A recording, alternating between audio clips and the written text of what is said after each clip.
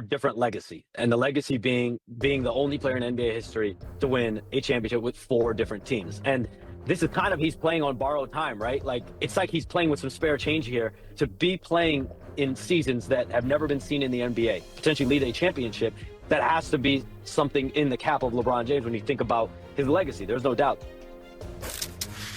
So we decided to not make Windy part of a legacy conversation. Our producers are fantastic here on First Take. So we did that to Shams today. But Evan, as you take a look at the Eastern Conference picture as it stands today after the LeBron acquisition, where does LeBron put the Sixers? Yeah, so how many games have we seen LeBron play with Jaylen Brown in Philadelphia? The answer is 0. So I have no idea what they're going to be. And I say it in order to say this. The Knicks are number 1. They won a championship. I've seen them play together. Did they lose some pieces? Mitchell Robinson? Sure. Andre Drummond coming in to replace him. But that starting 5 and some of the backups, the role players, are all there. The Knicks absolutely are number 1. Number 2 for me, before I even get to the conversation around Philadelphia, I think we have completely overlooked the team in the NBA Finals 2 years ago. The Indiana Pacers are a Tyrese Halliburton injury away from potentially actually beating the Oklahoma City Thunder, who seemed unbeatable that year, in Game 7. They're coming back. Zubac is there for Miles Turner. Different team. I understand it. They bring in Kelly Oubre off the bench. I like that move. Pascal Siakam, Tyrese Halliburton. That is still a really good team. I've seen them play together. They have a championship head coach in Rick Carlisle. I know Philadelphia does a Nick Nurse as well. But I like what I've seen over the last few years from Indiana, that I'm going to start with the 2 teams that came out of the East. One of them won a championship with the Knicks over the last 2 years. Then I am more than happy to debate Philadelphia versus Miami versus Cleveland versus Orlando versus Detroit. I'm cool with all that. Knicks are absolutely number 1, and I think we are not doing enough of crediting of the Indiana Pacers number 2. Thank you for that, Evan. I'm totally overruling this. Do you think one person would believe, one person who thinks that Jordan is ahead of LeBron would say, oh, he won 4 championships with 4 different teams? Oh, he's number 1. That's a fake argument. Nobody would ever give him credit for that. We have had 8 different champions in the last 8 years, okay? And LeBron went to 8 straight finals. Has anybody said, boy, you know what? That kid in the 8 straight finals is pretty good. That would be pretty good. No one has said that because they've already decided. There's nobody that's going to be swayed. Anything. They've already decided. They just want to hear your argument so that they can state their argument. That's why this conversation is, that's why the whole thing is ridiculous. If they go 82-0 and they win a championship in the playoffs, nobody who already believes that Jordan ahead of him is going to put Jordan ahead of him. It's a fake thing. It's a fake conversation to say anything different. Next topic. Wait, but what just happened here? Wendy just jumped the whole thing. Okay, so you did want to talk about legacy this morning. Usually I try to steer clear, but because I'm trying to steer clear of a Wendy crash out on First Take. But all right, answer me this then, because Evan said the Knicks are, you still have to give them credit. They are the favorite in the East. They just won a championship. Then he went Philly and the Pacers. No, Pacers and Philly. Pacers and Philly. So do you see it the same way about where the Sixers should be in the Eastern Conference? In the super team era, which we're going to go back to the Celtics who started this, the only team that's ever climbed to the top in the first year was those Celtics. And by the way, they got there like this. They had multiple 7-game series just to get out of the Eastern Conference. It was very difficult for them, and then they were at the top for 1 year. So history tells us that no matter what, that a brand new super team doesn't get to the top in the first year. But I have to see, and again, the Sixers are going to have to prove that they can win 16 playoff games to me by what they do on the defensive end. I know that's not fun to talk about, but that's what the reality is. Okay, let's shift our focus to some Knicks business now, because Karl Anthony Towns is eligible for a 4-year max, $272 million max extension. He has 2 years left on the current deal, including a player option in the second year. New York wants to keep him, but the big question becomes whether Towns will follow Jalen Brunson's lead and take a team-friendly deal. So, Wendy, what happens if Cat wants that max extension?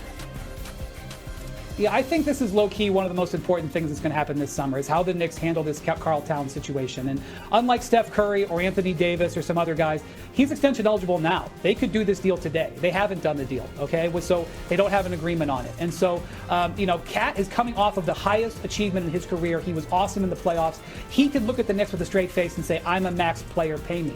But in the modern era, you just have to be careful with this situation. One of the reasons why the Nuggets are in the situation that they're in right now, where they're facing a jail, is because they paid Jamal Murray a max extension when he probably wasn't a max player. And now it's part of the reason why they're handcuffed. The Milwaukee Bucks ran out of time on their team because their team ran out of assets and was too expensive. You need expert handling to keep your window open. That's why we see the Thunder giving away players right now. They're trying to keep that core together. And so Jalen Brunson has already set the standard. Mikal Bridges took a little bit less than he could have. We'll see with Josh Hart. Josh Hart is eligible for an extension this summer too. Karl Towns absolutely earned and deserves a full max contract. If the Knicks give it to him, I'm not sure they're going to be able to keep this team together multiple years into the future. So that's a big thing to manage this summer. Yeah, it's a fascinating discussion because I would have said prior to this playoff run, no, you just let it play out. If you have to move him, you move him. I'm a big believer in defense first. Karl Anthony Towns was never looked at as a defensive player. What he did defensively against Victor Wembanyama, specifically in that NBA Finals, blew me away. I didn't think that was there. He was phenomenal. And they changed their offense to some extent to run through him as point center, point forward. This is where, as cheesy as it sounds, the power of friendship that they talk about has to be considered. Because Leon Rose, is the president of basketball operations, is likely going to say to Karl Anthony Towns, the more money we give you, the more of a financial commitment we give you, the more likely it is you're one day on another team. Do you want to present a situation where all of you guys can stay together? And the only way that can happen is if each of them take less. Brian said, low-key, one of the biggest things this summer that's still yet to happen, maybe more important than Giannis changing teams, LeBron changing teams, Jaylen Brown changing teams, was simply Victor Wembanyama saying, I'll take 30% of the cap and not 35% of the cap. That has more lasting impact for the next 5 years than any move that has been made this offseason in the NBA.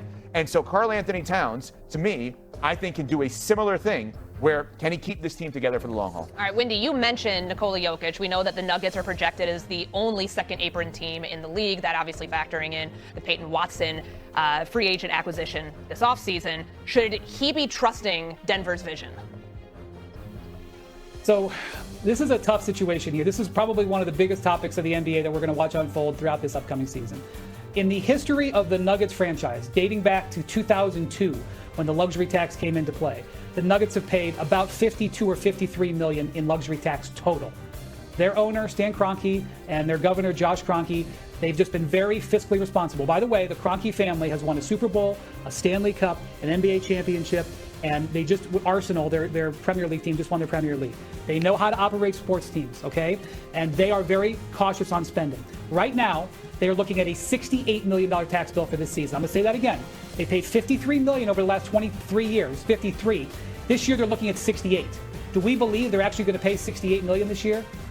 The league is watching. And if they do make a cost-cutting move, how drastic and how severe is it going to be? They've got a big free agent out there, Peyton Watson. We're not sure what they're going to do.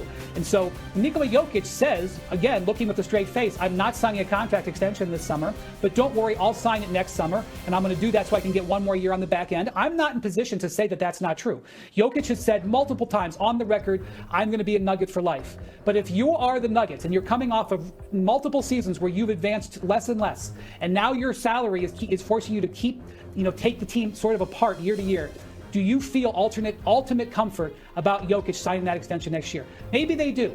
Maybe everybody's on the up and up, and Jokic doesn't really care if the owners are worried about their tax bill. Maybe that's fine. But until Nikola Jokic signs that contract extension, and until the Nuggets prove that they can work within their financial situation and keep this team going, it's going to be one of the big questions hanging over the future of the league. Some people could be sitting here listening to Wendy and watching us and saying, well, what are you guys doing? You're talking about a championship player and a multiple-time MVP for one franchise in a non-New York, LA, Chicago market, and you think that person is ever going to get moved?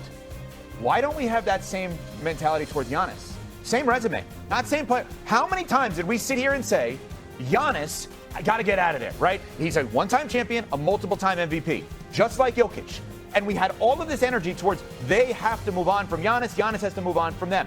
I would argue that what Milwaukee tried to do since winning a championship for Giannis was way greater than what Denver has tried to do for Jokic since winning a championship. The difference is it didn't work in Milwaukee, but it's not working running it back over and over again in Denver. I am not suggesting that he's ever going to play another game for another team. What I am saying is we have chosen to treat him differently than we chose Giannis when, in essence, they have a very similar, if not the same, resume. Brian always says, actions over words. There's no action of a contract signing long term. So until that happens, we have to ask the question about his future. And it's so restrictive when you're a second apron team. Remember, you can only re-sign your own players and draft picks or sign players to minimum contracts. So if Jokic wants to be a part of that going forward, I guess the clock will continue to tick to see if he makes a move. Straight ahead here on First Take with all 32 NFL teams in training camp today.